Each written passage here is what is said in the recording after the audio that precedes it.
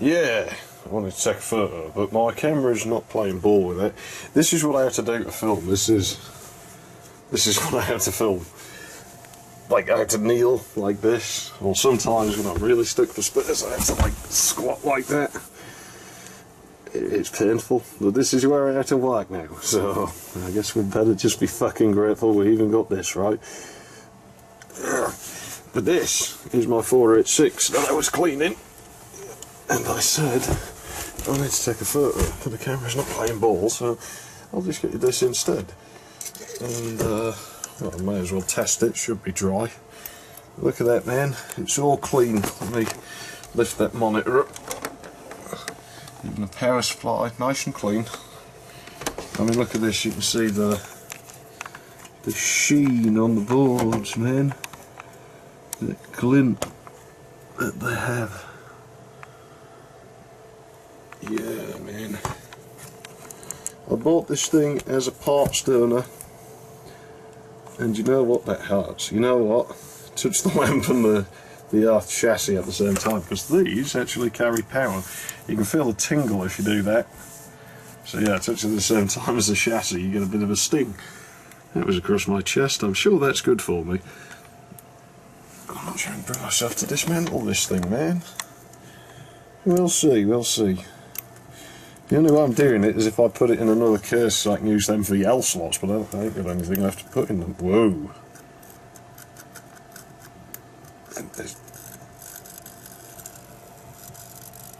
This is what I have to film with.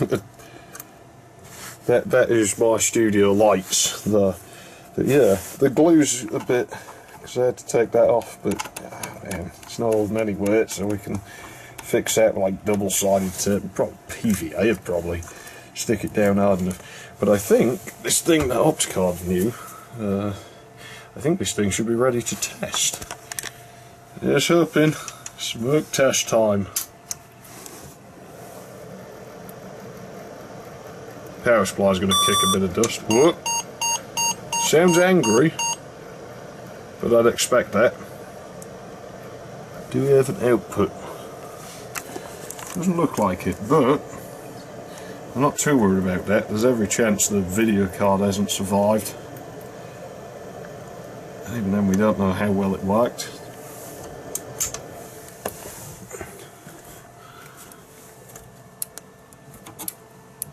In the first place, I mean,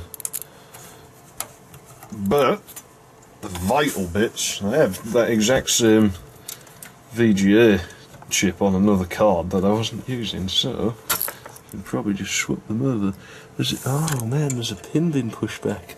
That might be the problem. We can fix that, we'll get some pliers, we'll pull the pin back through. Because it sounded like the motherboard actually did boot. Give that another go. Never know, it might be alright. I know it's going to error me because of the keyboard, but I think the RAM's probably working. But yeah, I'd say it works. I'd say whatever the problem is going to be something very small and not something we have to worry about, to be honest. So I'm not really worried. Processor shouldn't really be. Yeah, everyone's cold. So man, there we go. We've cleaned it, and we're pretty much back from the dead. There shouldn't be anything in there causing us any real problems. Can't get rid of all the ugliness and muckiness. Get rid of most of it. I'm going to play with that turbo display. I figured out how to program this, and I'll show you. Watch this. It doesn't connect to the turbo switch, but it does connect to that one. Come on now.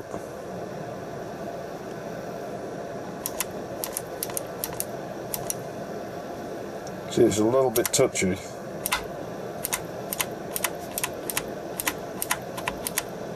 And I think the best thing to do would be to power it without the hard drive, and probably with the LED disconnected, because it's probably... Oh!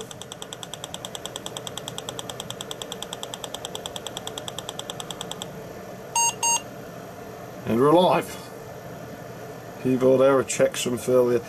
it might be pissed because there's no battery. It might be waiting for something on the motherboard to accumulate enough charge. I've seen that before if you pummel the reset switch. Either way, looks like we're working. So it survived the clean.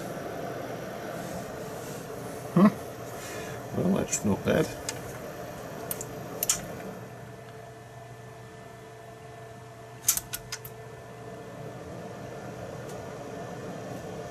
And it comes straight back up. It will. No, it's probably just the battery being out, because obviously there's no battery now. There's a jumper for one, and we'll rig it up. I think unless I cut it out, I have a holder. So, yeah, we can get this fucker going again in no time. Now I just need to clean the outer shell for the case and the drives, because they're gross. One of them's around here. It's just the inside of the floppy disk drive. You can't see the workings. It's just a floppy disk drive internal shaped dust bunny. It's like one huge dust wad.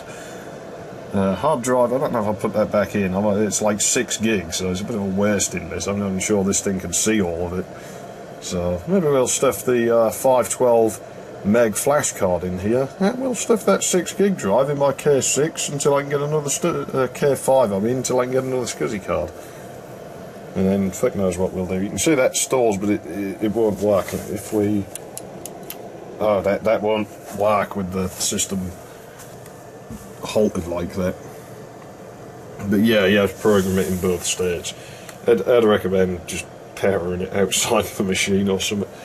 It's possible that is working and this just isn't rigged right, you know.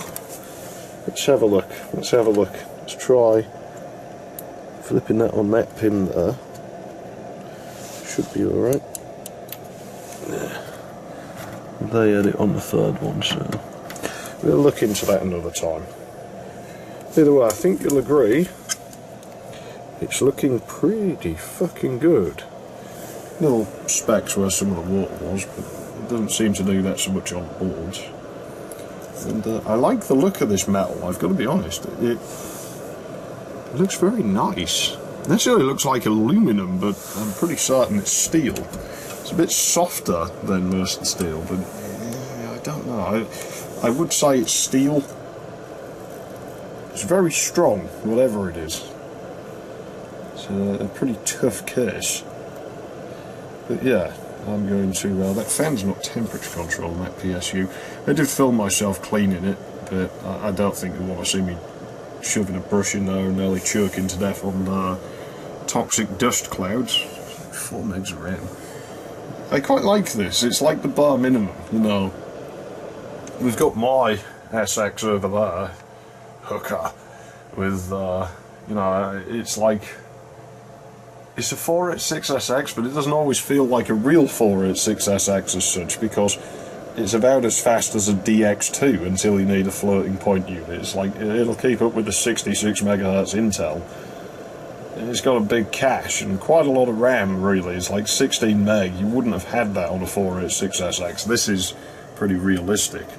Like, if you had 8 meg, you were lucky. People who had 8 meg were like, oh, fuck, I might as well make a RAM drive. I ain't using that.